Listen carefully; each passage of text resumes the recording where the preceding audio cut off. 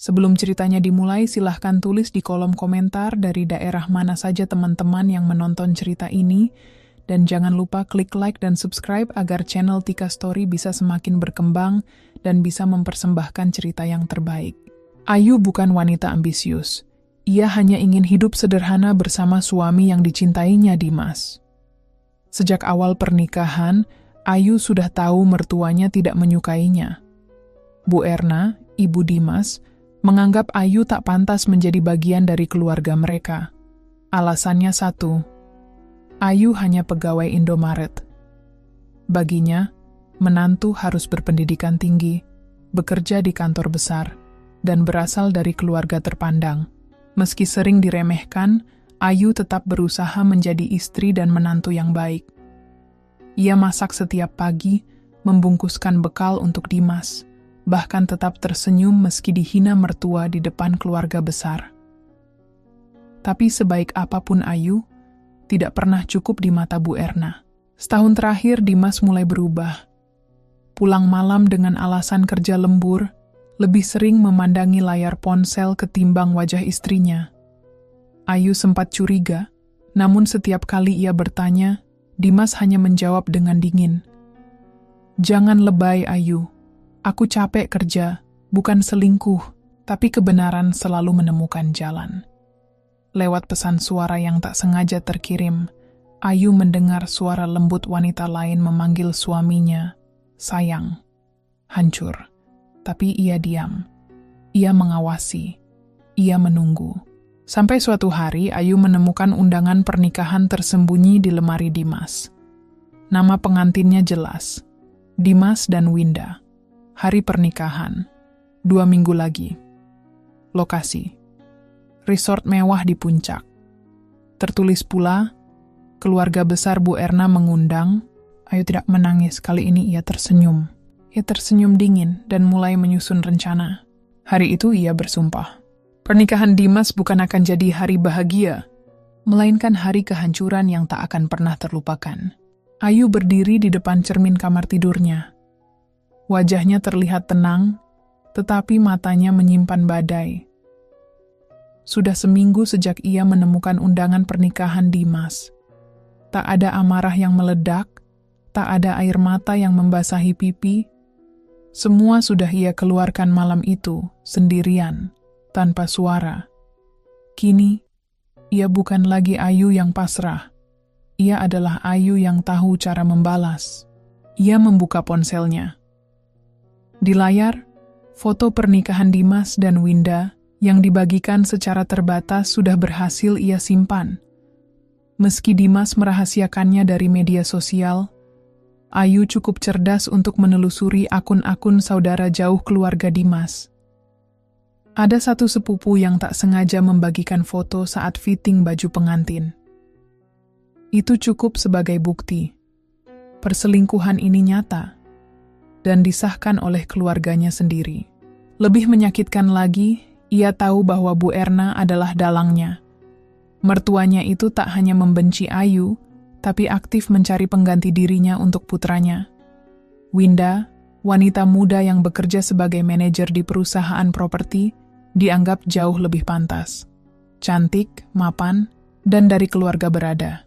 Ayu hanya kasir yang berdiri 8 jam sehari di balik meja Indomaret. Hari-hari berikutnya Ayu jalani seperti biasa.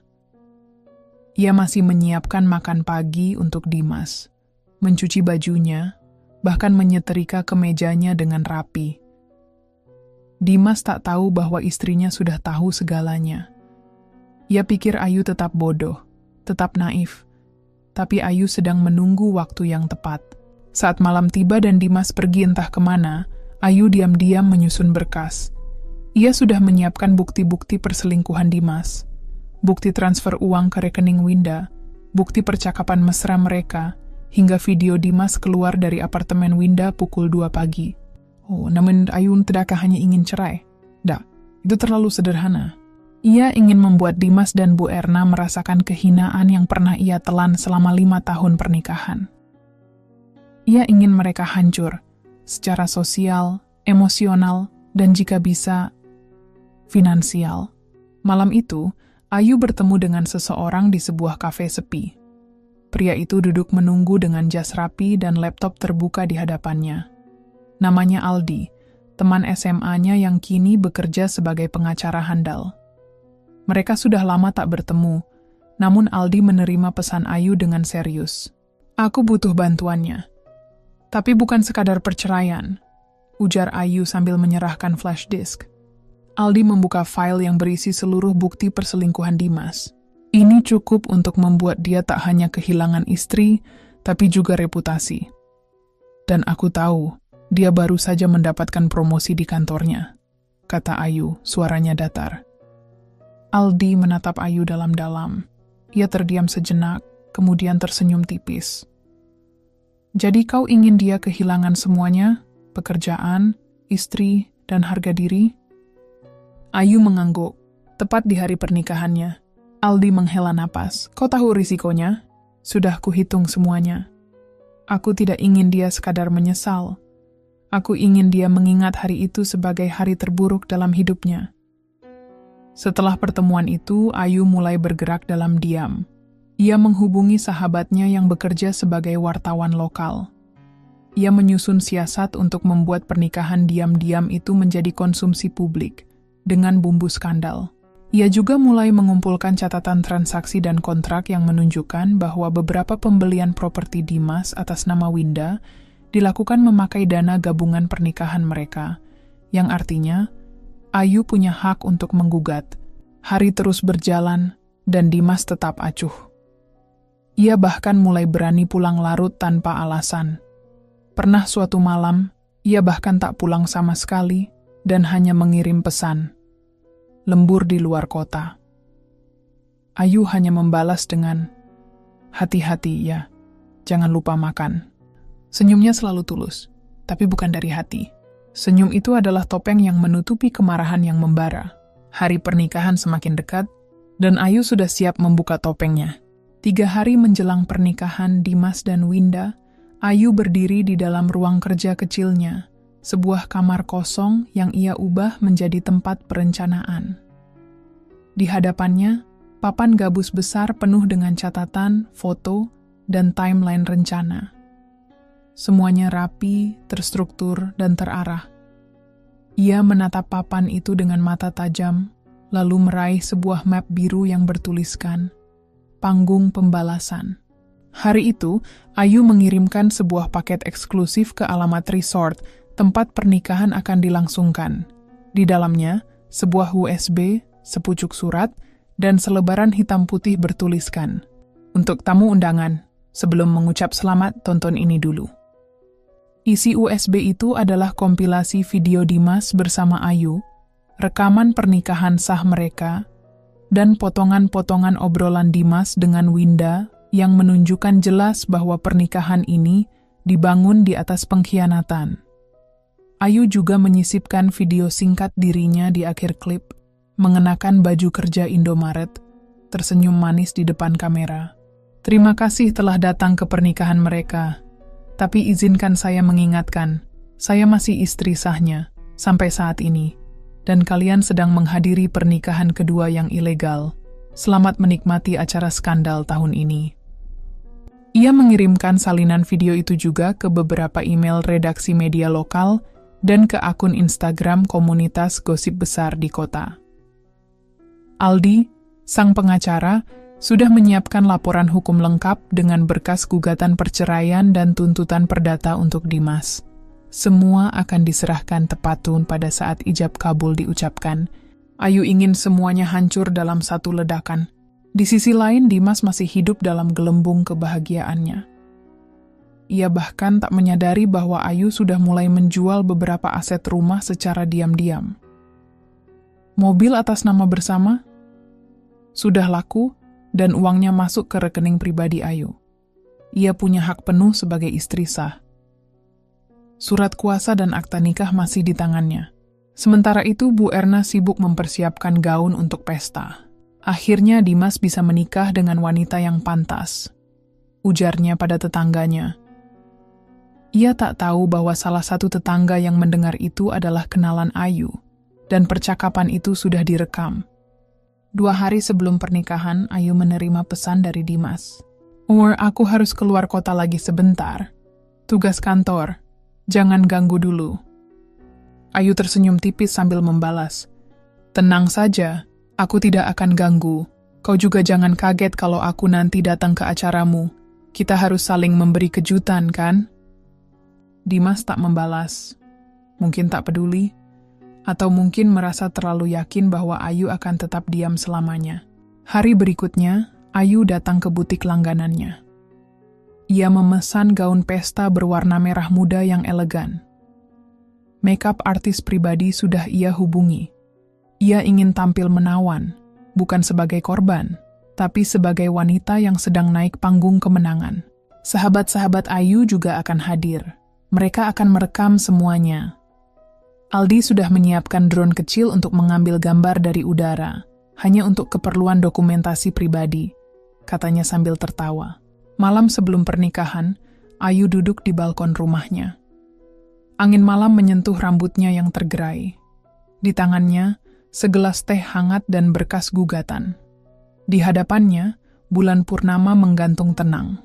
Aku tidak jahat, Dimas, gumamnya pelan. Aku hanya belajar membalas dengan cara yang kau ajarkan, dengan diam, tipu daya, dan kehancuran. Ia memandangi cincinnya, lalu melepasnya perlahan. Ia taruh cincin itu di atas berkas perceraian. Sampai jumpa besok, suamiku. Di saat yang sama, Dimas tertawa kecil di hotel, memeluk Winda. 3 hari lagi aku resmi bersamamu, sayang. Lupakan Ayu. Dia tidak akan pernah tahu. Dan Bu Erna? Ia sedang menyusun daftar tamu penting. Ia bahkan memesan kue pernikahan 2 tingkat dengan tulisan, Dimas and Winda, cinta yang sejati. Mereka semua tidak tahu bahwa cinta sejati yang mereka rayakan akan berubah menjadi kanal bencana yang disaksikan banyak orang. Mentari pagi di resort mewah itu menyemburatkan sinar emasnya pada hamparan bunga segar dan tirai-tirai putih yang menjuntai anggun. Musik lembut mengalun di udara, menyambut para tamu undangan yang datang dengan senyum. Anggapan bahwa mereka akan menyaksikan kisah cinta yang manis. Winda berdiri di depan cermin besar di dalam kamar pengantin, memandangi dirinya dalam balutan gaun putih. Di belakangnya, Bu Erna mengikat pita kerudung dengan cermat. Kamu jauh lebih pantas untuk Dimas dibanding perempuan kampung itu. Gumamnya penuh kemenangan. Winda tersenyum, tapi ada sedikit kegelisahan yang disembunyikannya. Ia masih ingat wajah Ayu yang tenang saat ia dan Dimas pertama kali datang diam-diam ke rumah itu. Seakan-akan Ayu tahu sesuatu, tapi memilih diam. Dimas berada di ruangan sebelah, mengenakan setelan jas hitam mahal. Ia terlihat percaya diri, seperti pria yang berhasil mencuri dunia tanpa ada yang tahu. Ia bahkan bersiul kecil. Di sisi lain, Ayu sedang bersiap. Mobil hitamnya meluncur menuju resort dengan keanggunan seorang wanita yang tahu akan memenangi peperangan. Gaun merah marun membalut tubuhnya sempurna. Makeupnya tegas, elegan. Tatapannya tak lagi sendu, matanya kini menyala penuh perhitungan. Ketika mobil Ayu memasuki area resort, beberapa tamu mulai menoleh. Beberapa dari mereka mengenalnya sebagai istri Dimas. Ada yang berbisik pelan, sebagian lagi hanya membisu dengan sorot mata penasaran. Namun Ayu melangkah mantap, mengangkat dagunya tinggi. Tangannya menggenggam kecil sebuah remote kecil, alat pemutar video jarak jauh yang telah dipasang tim Aldi di tengah panggung pernikahan. Tepat di belakang layar LED besar, pukul 10 Seoul, prosesi pernikahan dimulai. Para tamu duduk rapi di kursi berdekorasi putih emas. Musik orkestra mulai dimainkan.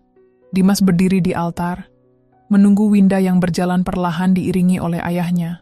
Semua tampak sempurna, seperti cerita cinta dalam dongeng. Sampai Ayu berdiri di tengah lorong utama. Langkahnya menggema. Semua mata tertuju padanya. Beberapa undangan bergumam. Beberapa terdiam kaget. Bahkan Winda yang hampir sampai di altar, refleks berhenti. Dimas memucat. Ayu tak bicara sepatah kata pun. Ia hanya tersenyum, menekan tombol di tangan kanannya. Layar LED besar yang sebelumnya menampilkan animasi bunga, tiba-tiba berganti tampilan, layar gelap. Kemudian muncullah gambar Ayu dan Dimas saat menikah, sah secara hukum dan agama. Lalu berganti potongan-potongan video. Dimas dan Winda berduaan saat Ayu masih tinggal serumah dengan Dimas. Disusul dengan rekaman obrolan Dimas menyebut Ayu, "Cuman pegawai Indomaret, gak pantas disandingkan dengan masa depan gue." Para tamu mulai gaduh. Beberapa berdiri. Beberapa merekam. Sebagian memandangi Dimas dengan sorot tajam. Lalu tampillah Ayu dalam video dengan senyum menenangkan. "Jika kalian bingung, izinkan aku memperkenalkan diri. Aku Ayu, istri sah Dimas selama 5 tahun terakhir. Hari ini bukan hanya pernikahan Dimas, tapi juga hari gugatan cerai dan tuntutan hukum diajukan. Terima kasih telah hadir dalam pengkhianatan yang tercatat secara publik." Suara tawa sinis pelan terdengar dari beberapa sisi. Dimas melangkah mundur, wajahnya pucat. "Ayu, kamu..." Winda mematung. Air matanya menetes tanpa disadari. Ia menatap Dimas, lalu berbisik lirih. "Kau bilang dia nggak tahu." Tiba-tiba Bu Erna berdiri dari barisan tamu dan berteriak, "Kamu ini perempuan gila. Apa yang kamu lakukan ini memalukan." Ayu menoleh pelan, matanya tajam. "Memalukan?"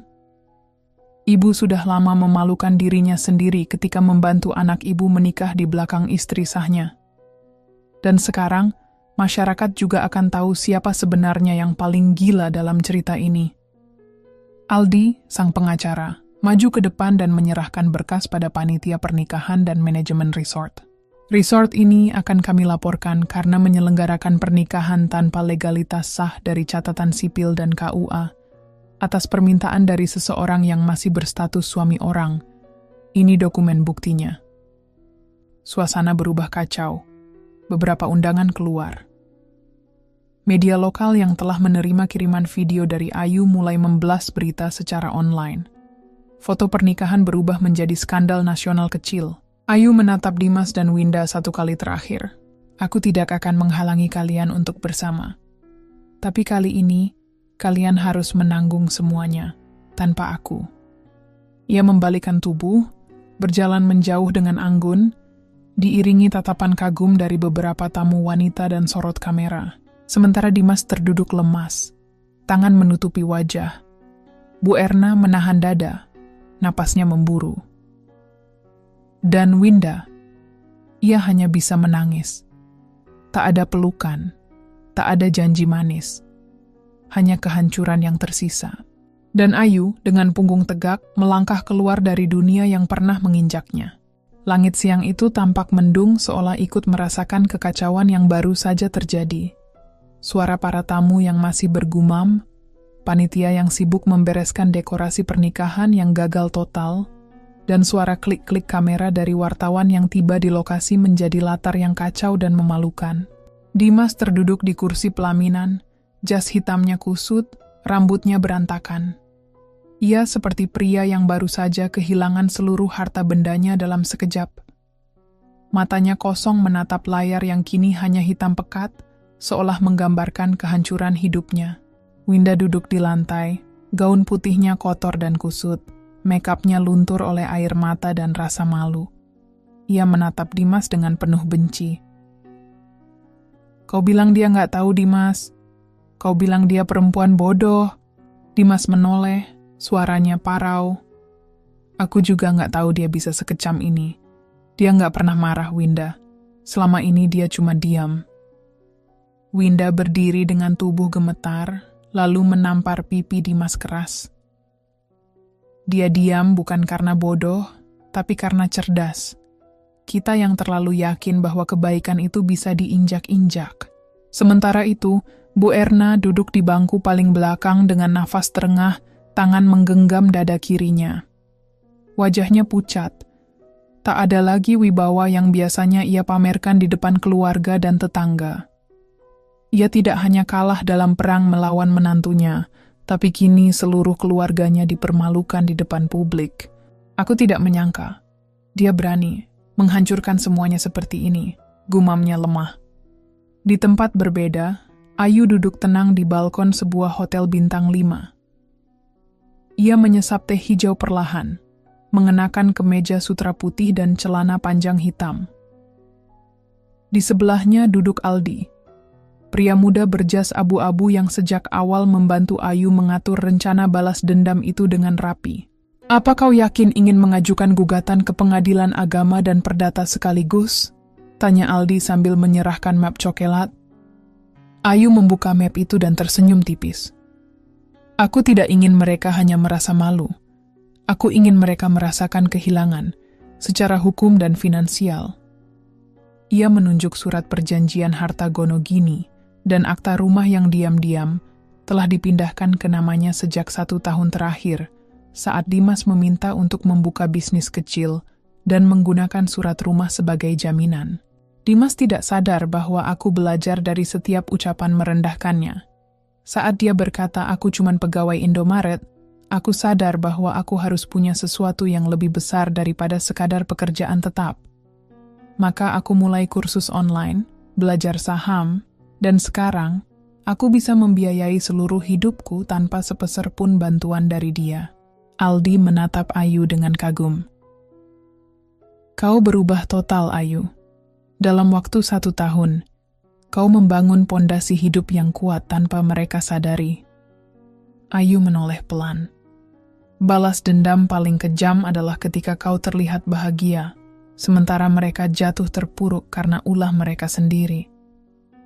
Hari berikutnya, berita tentang pernikahan skandal Dimas tersebar di berbagai media online dan media sosial. Judul-judul seperti "Istri sah membongkar pernikahan gelap suaminya di hari H." "Pegawai Indomaret ungkap pengkhianatan dan balas dendam elegan."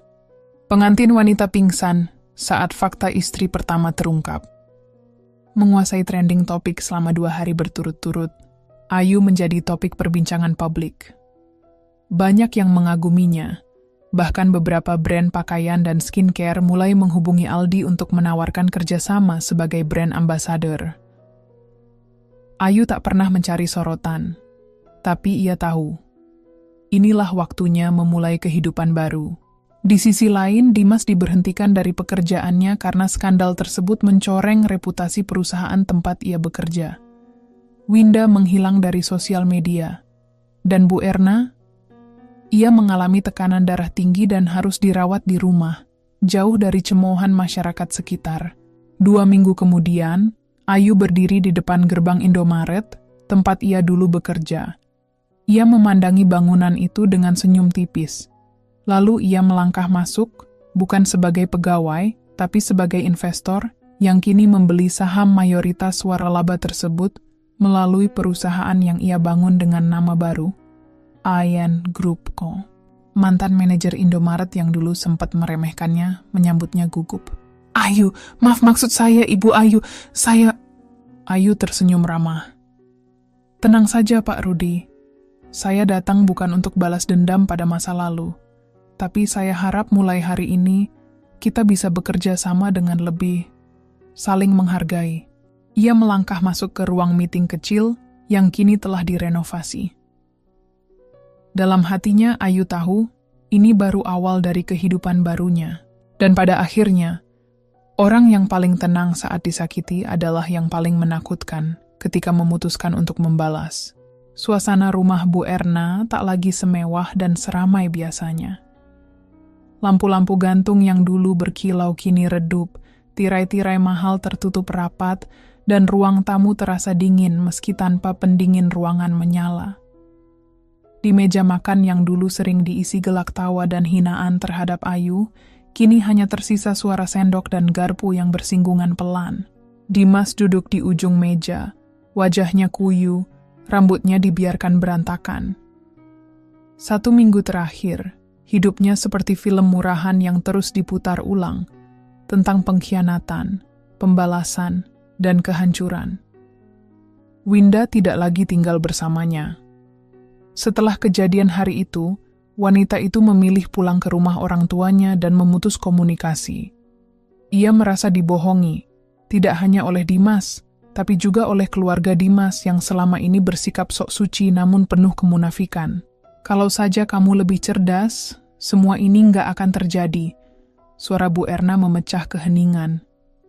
Suaranya serak, tubuhnya kurus, dan tangan kirinya masih dibalut karena sempat tersandung saat hari kejadian. Dimas menatap ibunya dengan lelah.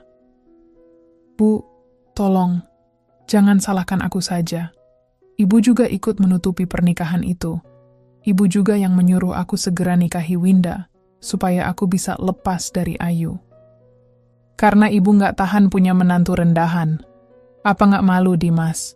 Teman-teman arisan ibu semuanya punya menantu pegawai bank, ASN, atau paling enggak guru.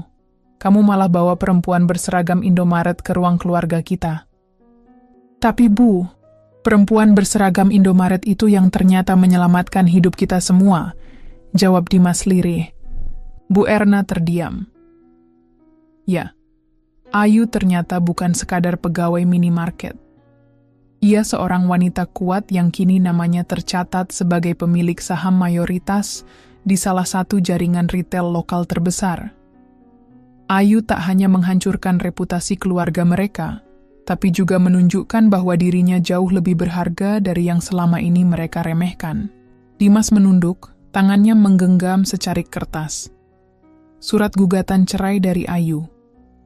Bukan hanya itu, Ayu juga menuntut hak penuh atas rumah yang dulu mereka tinggali, karena surat tanahnya kini atas nama Ayu sepenuhnya. Ia juga menuntut kompensasi atas pelanggaran pernikahan yang dilakukan Dimas secara diam-diam, dengan bukti video pernikahan dan rekaman percakapan antara Dimas dan ibunya yang dikumpulkan oleh Aldi, orang kepercayaan Ayu. "Aku kehilangan segalanya, Bu." Suara Dimas pecah.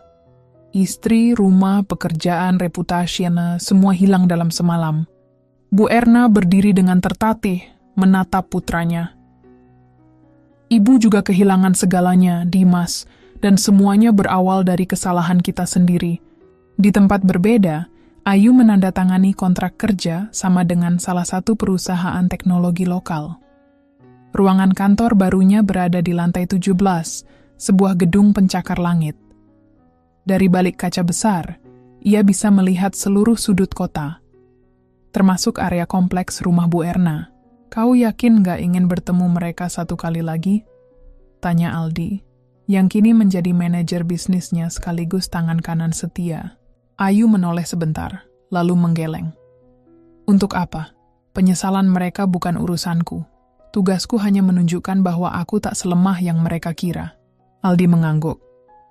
"Kau sudah mengajarkan banyak hal pada banyak orang, Ayu, termasuk aku." Ayu tersenyum tipis.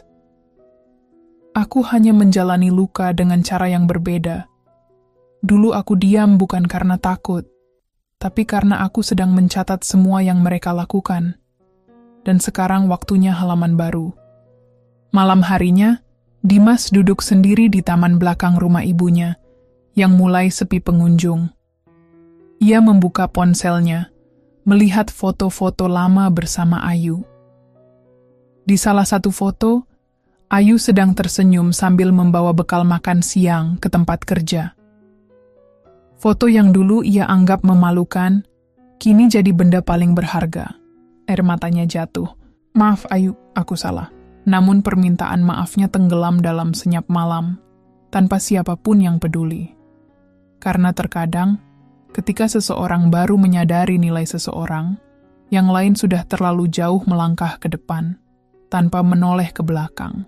3 bulan telah berlalu sejak peristiwa pernikahan diam-diam Dimas terbongkar dengan cara paling memalukan. Nama keluarga Bu Erna menjadi bahan gunjingan di lingkungan mereka. Banyak yang sebelumnya hanya tersenyum basa-basi, kini menertawakan di belakang, bahkan terang-terangan menjauh. Sementara itu, kehidupan Ayu berbalik drastis. Ia bukan lagi perempuan yang berdiri selama 8 jam di kasir sambil tersenyum menghadapi pelanggan kasar. Kini, ia memiliki jaringan toko retailnya sendiri, dengan lebih dari 50 cabang di seluruh kota dan sekitarnya. Nama perusahaannya, Ayu Mart On, menjadi simbol dari ketangguhan, keuletan, dan balas dendam elegan seorang perempuan yang pernah dihina. Namun kesuksesan itu tidak datang tanpa luka.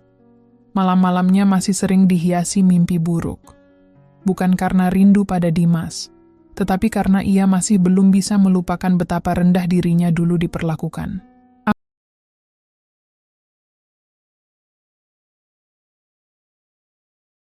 Aku pernah jatuh terlalu dalam, Aldi, ucap Ayu pada suatu malam saat mereka duduk di balkon kantor, memandangi langit yang mendung. Rasanya seperti diludahi setiap hari, tapi harus tetap tersenyum. Aldi yang duduk di sebelahnya menatap Ayu dalam diam. Ia tahu Ayu tak butuh saran atau nasihat, ia hanya ingin didengar. Dimas bukan hanya menyakitiku dengan selingkuh. Ia membiarkan ibunya menghina keluargaku, merendahkan pekerjaanku, seolah aku ini bukan manusia. Ayu memejamkan mata, menarik napas dalam. Tapi justru karena itu aku berdiri di sini sekarang. Aldi menoleh padanya. Dan kau berdiri sangat tinggi, Ayu. Lebih tinggi dari siapapun yang pernah menjatuhkanmu. Sementara itu, Dimas semakin terpuruk. Setelah dipecat dari kantor tempat ia bekerja, karena reputasinya dianggap mencemari citra perusahaan, ia sempat melamar di berbagai tempat. Tapi semua pintu tertutup rapat. Tak ada satupun perusahaan yang mau menerima seorang pria dengan skandal besar yang viral di media sosial. Bu Erna yang semula masih memiliki simpanan uang pensiun, terpaksa menjual beberapa aset untuk mencukupi kebutuhan mereka. Mobil sedan kebanggaannya sudah lama dijual. Rumah yang dulunya menjadi simbol kesombongannya pun kini sepi, penuh debu, dan banyak bagian atap yang bocor. Bu, aku benar-benar menyesal. Ayu ternyata satu-satunya orang yang benar-benar mencintaiku, lirih Dimas suatu malam, sambil memandangi foto pernikahannya dulu bersama Ayu. Bu Erna tidak menjawab. Matanya kosong, pikirannya jauh. Ia baru saja mendapatkan hasil diagnosis dari dokter. Tekanan darahnya tinggi, dan stres berlebihan mulai memengaruhi kesehatannya. Hari demi hari berlalu, dan Ayu kian disibukkan dengan ekspansi usahanya. Namun di balik keberhasilan itu, ia tak pernah berniat membalas dendam dengan kebencian abadi. Ia hanya ingin memberi pelajaran, dan ia tahu pelajaran itu telah sampai tepat sasaran. Suatu sore, Ayu menerima surat. Bukan dari pengacara atau klien, tapi dari seseorang yang tulisan tangannya sangat ia kenali. Dimas. Isi surat itu sederhana. Aku tak pantas meminta maaf, Ayu. Tapi jika suatu hari kau memberi waktu untuk mendengar satu kalimat terakhir dariku, aku akan menunggu di tempat kita pertama kali bertemu, setiap minggu sore, tanpa ekspektasi. Ayu membaca surat itu berulang kali, lalu meletakkannya di laci. Tidak merobeknya, tidak membalasnya, tidak pula menyimpannya terlalu hati-hati, karena Ayu tahu, dalam hidup, tidak semua permintaan maaf butuh jawaban. Kadang, diam adalah bentuk paling jujur dari keadilan. Minggu sore berikutnya, Ayu memilih berjalan-jalan ke taman kota. Bukan karena ingin menemui Dimas, tapi karena kebetulan ia ingin menikmati udara segar. Di sana, di bangku kayu dekat penjual bakso, seorang pria duduk dengan jaket lusuh dan wajah penuh penyesalan. Ayu melangkah pelan, berdiri tak jauh dari pria itu. Dimas menoleh, dan mata mereka bertemu. Untuk beberapa detik, waktu seolah berhenti, namun Ayu tidak mengatakan sepatah kata pun. Ia hanya tersenyum tipis, lalu melangkah pergi, tanpa menoleh lagi. Dimas hanya bisa menatap punggung itu yang menjauh, punggung yang dulu sering ia abaikan, kini berjalan dengan kepala tegak, penuh harga diri, penuh kemenangan. Dimas masih duduk di bangku taman dengan mata memerah. Senja perlahan tenggelam, menyisakan cahaya jingga yang suram, kontras dengan suasana hatinya. Ayu tidak bicara sepatah kata pun, namun senyuman tipis dan langkah tegasnya jauh lebih menyakitkan dari kemarahan atau umpatan. Ia tahu saat itu, semuanya benar-benar telah berakhir. Tidak ada lagi celah untuk kembali. Tidak ada lagi tangan yang bisa ia genggam. Dan yang tersisa hanyalah penyesalan yang menyiksa. Dimas berjalan pulang ke rumah ibunya. Rumah yang dulu penuh kemewahan, kini tampak seperti bangunan tua yang ditinggalkan semangatnya. Bu Erna duduk di ruang tamu, menonton televisi yang gambarnya sudah buram. Ketika Dimas masuk, wanita tua itu menoleh dan langsung tahu. Anaknya tak mendapatkan apa yang ia harapkan. "Dia datang?" tanyanya, suaranya serak. "Iya," jawab Dimas pelan. "Tapi dia tidak bicara apapun, dia cuma menatapku, dan pergi." Bu Erna menghela napas panjang. Ia menyesal, tapi egonya yang dulu terlalu besar membuatnya kehilangan segalanya. "Aku pikir selama ini kita benar, bahwa Ayu tidak pantas untukmu, tapi ternyata kamulah yang tidak pantas untuk dia." Ucapan itu keluar pelan, tapi menghujam keras. Dimas menunduk, tak ada lagi yang bisa dibela. Sementara itu, Ayu kembali ke apartemen mewahnya. Ia membuka jendela, membiarkan angin malam masuk sambil memandang kerlap-kerlip kota yang kini menjadi panggung kehidupannya yang baru. Di meja kerjanya tergeletak proposal kerjasama dengan salah satu investor luar negeri. Perusahaan Ayu sedang bersiap merambah ke pasar Asia Tenggara. Kesuksesannya tak lagi bisa dianggap remeh. Bahkan banyak tokoh bisnis menyebut Ayu sebagai mutiara yang tertimbun debu. Karena sebelumnya diremehkan, kini bersinar luar biasa. Tapi di balik semua itu, Ayu tahu, bukan kekayaan yang membuatnya merasa menang, melainkan rasa tenang. Ia mengingat lagi masa-masa saat bekerja di Indomaret. Saat keringatnya dipandang remeh. Saat mertua memandangnya seolah ia penyakit. Saat suaminya dengan mudah memilih wanita lain yang lebih layak di mata keluarganya. Namun Ayu tidak mengemis. Tidak membalas dengan air mata di depan mereka. Ia hanya diam dan berjalan ke depan dengan kepala tegak. Keesokan harinya, Ayu menghadiri sebuah acara penghargaan pebisnis muda sukses di Hotel Bintang 5. Media ramai meliput.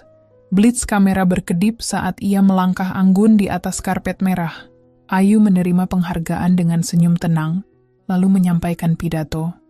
"Saya berdiri di sini bukan karena saya hebat, tapi karena saya pernah dipaksa percaya bahwa saya tidak bernilai. Saya pernah diremehkan, dikhianati, bahkan diinjak harga dirinya. Dan hari ini, saya ingin menyampaikan satu pesan. Jangan pernah biarkan suara orang lain menentukan harga diri kita." Tepuk tangan bergemuruh. Beberapa hadirin bahkan berdiri, termasuk tokoh-tokoh besar dari dunia bisnis. Namun satu sosok di belakang ruangan, tersembunyi dari keramaian, hanya bisa menatap dari kejauhan. Dimas. Ia datang diam-diam. Ia hanya ingin melihat Ayu sekali lagi, bukan untuk memohon. Hanya untuk menyaksikan hasil dari kebodohannya. Dan melihat sendiri bahwa wanita yang dulu ia tinggalkan, kini berdiri di tempat yang tidak bisa ia jangkau lagi. Di rumah, Bu Erna semakin sering termenung. Ia mulai membolak-balik album foto pernikahan Dimas dan Ayu. Ia menyentuh foto di mana Ayu tersenyum lebar, sederhana dengan kebaya putih sederhana. Namun sorot matanya penuh cinta. "Bodoh sekali aku," gumamnya pelan. "Kukira pekerjaan menentukan nilai seorang istri. Ternyata hati dan keteguhannya yang menentukan segalanya." Dan sejak hari itu, Bu Erna tidak lagi keluar rumah. Rasa malu terlalu menyesakkan. Bahkan tetangga pun tak lagi menegur, hanya memandang iba. Ia telah menelanjangi harga dirinya sendiri dengan kesombongan masa lalu. Ayu, di sisi lain, tak pernah menyimpan dendam lagi. Baginya, kehidupan sudah memberikan pembalasan yang adil. Ia tak perlu melukai siapapun lagi. Sore itu, Ayu menulis di buku hariannya, "Demikian dulu aku selalu ingin dipandang oleh orang-orang yang meremehkanku. Sekarang aku sadar, tak perlu mereka memandangku. Yang penting, aku melihat diriku sendiri dengan hormat." Dan dengan satu tarikan napas dalam, ia menutup buku hariannya, menandai akhir dari babak luka dan awal dari hidup yang lebih baru. Malam itu, hujan mengguyur kota tanpa jeda. Dimas duduk sendirian di mobilnya, memandang ke arah gedung tempat Ayu tinggal. Ia sudah berada di sana selama hampir 2 jam, menimbang-nimbang apakah ia berani naik ke atas dan menemuinya. Tangannya menggenggam erat sebuah kotak kecil. bekas kotak cincin pernikahan mereka dulu. Cincin itu sudah berkarat, tapi tetap ia simpan, seolah berharap waktu bisa kembali dan semuanya bisa diperbaiki. Tapi ia tahu hidup tidak bekerja seperti itu. Akhirnya, dengan langkah berat, Dimas keluar dari mobil. Ia berjalan perlahan menuju lobi apartemen. Namun, baru saja ia ingin berbicara dengan resepsionis, suara langkah tumit tinggi menggema dari belakangnya. "Ayu." Malam itu, Ayu tampil sangat elegan dalam balutan setelan biru dongker. Rambutnya disanggul rapi, wajahnya bersih tanpa celah. Di sisi kirinya, seorang pria paruh baya dengan jas hitam tampak berjalan bersamanya. Bercanda kecil seperti dua rekan kerja dekat, Dimas terpaku, dunia seolah berhenti. Ayu menoleh padanya sejenak, matanya bertemu mata Dimas. Tapi tidak ada kejutan, tidak ada amarah. Hanya tatapan tenang, nyaris datar. "Selamat malam," ucap Ayu datar, sebelum kembali melanjutkan langkahnya. Dimas yang berdiri kaku, baru tersadar ia masih menggenggam kotak itu. Ia ingin memanggil, tapi lidahnya keluh. Sebentar, akhirnya ia bersuara, pelan. "Ayu, berhenti. Aku hanya ingin bilang, aku menyesal. Aku benar-benar menyesal." Ayu menoleh kembali, namun kali ini senyumnya muncul. Bukan senyum hangat, tapi senyum iba. "Dimas," katanya lembut, "penyesalanmu tak akan bisa membeli kembali rasa percaya yang kamu hancurkan. Kita semua membuat pilihan, dan kamu sudah membuat pilihanmu." Dimas menggenggam kotak cincin itu lebih erat. Aku kehilangan segalanya," katanya lirih. "Pekerjaan, reputasi, bahkan rumah. Setelah pernikahan diam-diam itu terbongkar, semua runtuh." Ayu mengangguk pelan, seolah sudah tahu semua itu. "Dan kamu pikir, aku akan kembali karena kamu kehilangan semuanya?" Tanyanya tidak marah, tapi jelas. Dimas terdiam. Air hujan membasahi tubuhnya yang tak berpayung, tapi dia tak peduli. Ayu menatapnya sekali lagi, kemudian berkata pelan, "Hidup ini adil, Dimas. Kadang balasan tidak datang dalam bentuk kemarahan, tapi datang sebagai kesadaran bahwa kamu sudah kehilangan satu-satunya orang yang benar-benar mencintaimu." Kemudian Ayu melangkah pergi. Pria di sebelahnya menatap Dimas sekilas, lalu menyusul Ayu masuk ke dalam lift. Dimas masih berdiri di tempatnya, menggenggam kotak cincin yang kini terasa seperti beban bertonton di tangan. Sementara itu, Bu Erna mulai mengalami gejala gangguan kesehatan. Ia sering lupa, sering berbicara sendiri, dan beberapa kali ditemukan berjalan sendirian tanpa arah. Tetangga mulai iba dan melaporkan kepada pihak keluarga. Dimas pun membawa ibunya ke rumah sakit. Dokter menyebutkan bahwa Bu Erna mengalami gejala awal demensia akibat tekanan emosional yang berat. Saat itu, di ruang tunggu, Dimas menangis untuk pertama kalinya di depan orang banyak. Ia kehilangan segalanya, istri, reputasi, dan kini ibunya sendiri perlahan menjauh karena sakit yang tak bisa ia hentikan. Namun yang paling menyakitkan dari semuanya adalah kenyataan bahwa tidak ada satupun dari semua penderitaannya yang bisa membawa Ayu kembali. Di tempat lain, Ayu tengah berbincang dengan timnya mengenai ekspansi bisnis ke luar negeri. Ia tampak fokus, namun malam itu, sepulang dari kantor ia membuka laci dan mengambil foto lamanya bersama Dimas. Foto saat mereka masih sederhana, tertawa di dapur sempit rumah kontrakan. Ia menatap foto itu lama, sebelum akhirnya menyelipkannya kembali dan mengunci laci itu rapat-rapat. Bagi Ayu, masa lalu bukan untuk dilupakan, tapi untuk dijadikan pelajaran. Dan pelajaran itu telah ia bayar mahal, dengan air mata, dengan luka, dengan rasa ditolak. Tapi semua itu telah membentuknya menjadi wanita seperti sekarang. Wanita yang tidak bisa dijatuhkan lagi. Dimas duduk di bangku taman rumah sakit, menatap kosong ke arah pohon Kamboja yang gugur kelopaknya. Sudah seminggu sejak ibunya, Bu Erna, dirawat intensif karena demensia yang semakin parah. Dalam pikirannya, bayangan Ayu tak pernah benar-benar pergi. Tatapan tenang Ayu malam itu, yang bukan marah, justru membuat hatinya jauh lebih remuk, seolah tak ada celah sedikit pun baginya untuk menebus kesalahan. Ia membuka ponselnya dan memutar ulang rekaman suara Ayu, yang dulu diam-diam ia simpan, saat Ayu tertawa karena mereka gagal membuat kue ulang tahun pertama mereka. Suara itu kini terasa asing, dan justru menampar kenyataan bahwa yang ia sakiti adalah seseorang yang begitu tulus mencintainya. Kini, di sisi Dimas tak ada siapa-siapa. Winda, wanita yang dinikahinya secara diam-diam, telah meninggalkannya. Setelah semua skandal terbongkar, Winda memilih menjauh demi menyelamatkan karier dan nama baiknya. Bahkan perempuan itu sempat berkata dengan ketus, "Aku tak pernah benar-benar mencintaimu. Kamu hanya jalan pintas, Dimas." Dimas tertawa getir. Ia telah menghancurkan rumah tangganya, menodai cintanya sendiri, hanya untuk seseorang yang bahkan tak peduli saat ia terpuruk. Sementara itu, Ayu justru semakin bersinar. Ia kini diundang menjadi pembicara di banyak seminar bisnis dan motivasi. Perjalanan kariernya meroket cepat setelah kejadian pernikahan rahasia Dimas menjadi viral dan publik tahu bahwa Ayu adalah sosok istri yang tak hanya dikhianati, tapi juga bangkit dan membalas dengan elegan. Salah satu potongan video Ayu di panggung menjadi sorotan.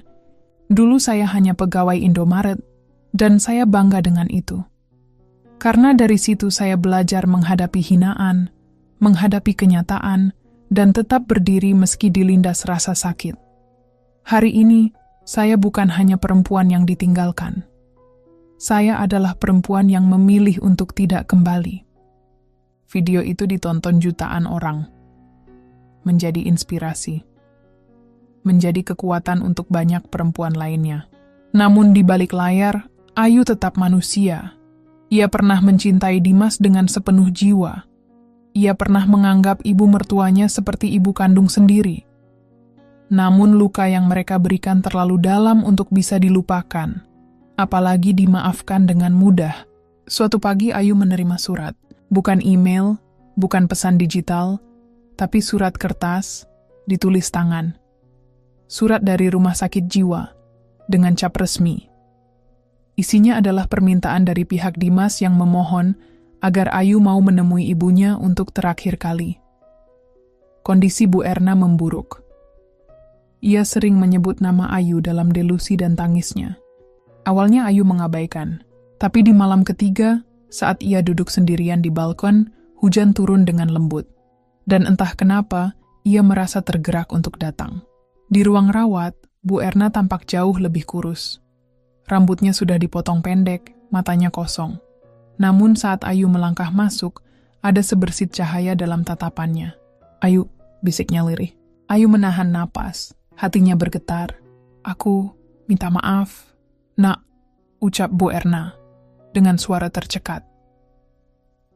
"Kamu perempuan baik. Aku yang buta. Aku ikut menyembunyikan semuanya." Ayu mendekat. Duduk di sisi ranjang, menggenggam tangan wanita yang pernah menghinanya, menyuruh anaknya menikah diam-diam, dan bahkan menuduhnya tak pantas menjadi istri. "Aku sudah memaafkan, Bu," ujar Ayu pelan. "Tapi aku tidak bisa kembali ke masa lalu. Kita semua harus hidup dengan pilihan kita." Air mata Bu Erna jatuh perlahan, tapi wajahnya tampak lebih damai.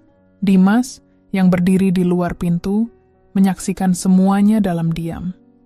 Dan untuk kesekian kalinya, ia sadar betapa berharganya sosok yang dulu ia abaikan itu. Malamnya, Ayu pulang ke apartemennya. Ia membuka laptop dan menulis catatan pribadi di blognya. Blog yang dulu ia gunakan untuk curhat diam-diam, kini telah diikuti jutaan pembaca.